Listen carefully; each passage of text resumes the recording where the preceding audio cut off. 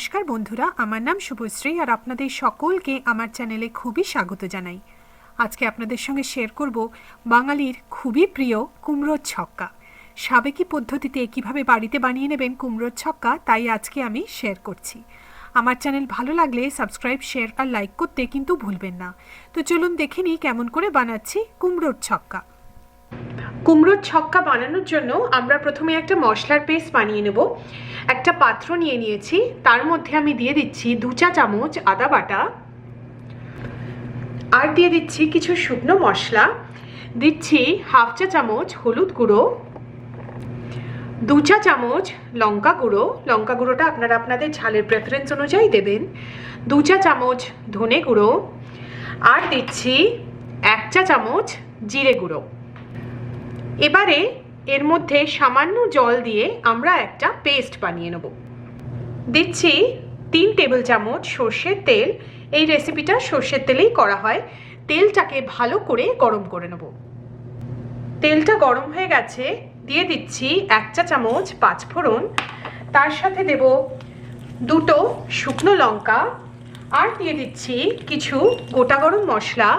এখানে নিয়ে নিয়েছি 2টো তেজপাতা, 1 ইঞ্চ দারচিনি, 5টা ছোটো এলাচ আর 5টা লবঙ্গ।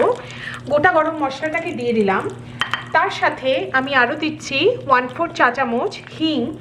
হিংটা কিন্তু দিলে কুমড়োর ছক্কার স্বাদটা কিন্তু খুব ভালো হয়, তাই হিংটা পারলে আপনারা দেবেন। এই ফোড়নটাকে এবারে 20-30 সেকেন্ড একটু ভেজে নেব। দিয়ে দিচ্ছি আলু। এখানে আমি 4-5টা মাঝারি সাইজের আলু, টোটাল 500 গ্রাম, এরকম একটু ডুমো ডুমো করে কেটে নিয়েছি। আলুগুলোকে সবের মধ্যে দিয়ে দিচ্ছি। এবারে আলুগুলোকে মিডিয়াম আঁচে 4-5 মিনিট একটু ভেজে নেব। আলুগুলোকে ভেজে নিয়েছি, এর মধ্যে এবারে আমি কুমড়ো দিয়ে দিচ্ছি। এখানে আমি 700 গ্রাম কুমড়ো নিয়ে নিয়েছি। কুমড়োগুলোকেও আমি ডুমো ডুমো করে কেটে নিয়েছি। কুমড়োগুলোকে সব দিয়ে দিলাম।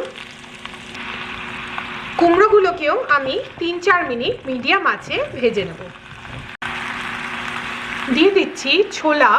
এখানে আমি 1 কাপ ছোলা ওভারনাইট ভিজিয়ে রেখেছিলাম, ছোলাটাকে দিয়ে দিচ্ছি। ছোলাটাকে সব কিছুর সাথে ভালো করে মিশিয়ে 2-3 মিনিট ভেজে নেব। দিয়ে দিচ্ছি মশলার পেস্ট, যেটা আমরা আগে বানিয়ে নিয়েছিলাম, পুরো মশলার পেস্টটাকে দিয়ে দিচ্ছি। মশলার পেস্টটাকে মিডিয়াম আঁচে আমরা 5-6 মিনিট ধরে ভালো করে কষিয়ে নেব। মশলাটাকে ভালো করে কষিয়ে নিয়েছি। দিয়ে দিচ্ছি নুন স্বাদ মতো, আর দিয়ে দিচ্ছি 1 চা চামচ চিনি। এবারে সব কিছু একটু ভালো করে মিশিয়ে নেব। এবারে ঢাকা দিয়ে আমরা আলু আর কুমড়োটাকে পুরোপুরি সেদ্ধ হতে দেব।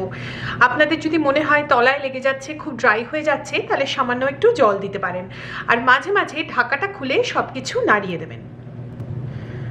কুমড়ো আর আলু পুরোপুরি সেদ্ধ হয়ে গেছে, আর আমাদের সাবেকি পদ্ধতিতে খুব সহজে কুমড়োর ছক্কা একদম তৈরি। রেসিপিটা ভালো লাগলে নিশ্চয়ই জানাবেন। আমার চ্যানেল দেখার জন্য আপনাদের অনেক অনেক ধন্যবাদ।